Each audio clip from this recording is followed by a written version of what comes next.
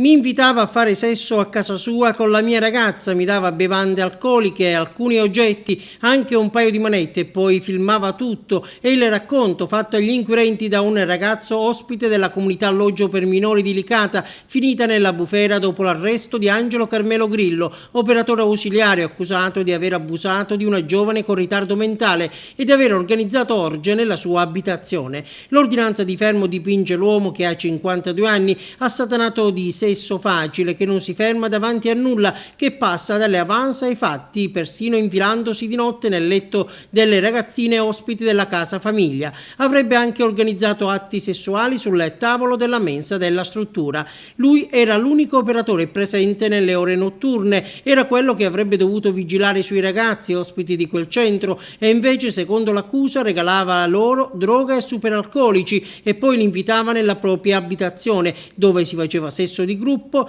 per poi riprendere le scene con una telecamera. Carmelo Angelo Grillo non è l'unico indagato. La procura per i minorenni di Palermo infatti starebbe valutando gli atti di una serie di ragazzini protagonisti con l'uomo nelle violenze sessuali. E sulla vicenda interviene il presidente della regione Rosario Crocetta. Non esistono parole, tuona, per condannare episodi del genere. Il governatore ringrazia la procura di Agrigento per la rapida chiusura delle indagini e aggiunge: ma occorre ora una decisione ferma e immediata di tutte le istituzioni. La regione si costituirà parte civile nei confronti di tutti i soggetti che verranno giudicati responsabili. Ho già sentito il direttore generale del Dipartimento, la dottoressa Bullara, che sta procedendo al trasferimento degli utenti in altre strutture, conclude Rosario Crocetta, e ad emanare i provvedimenti di chiusura delle strutture interessate.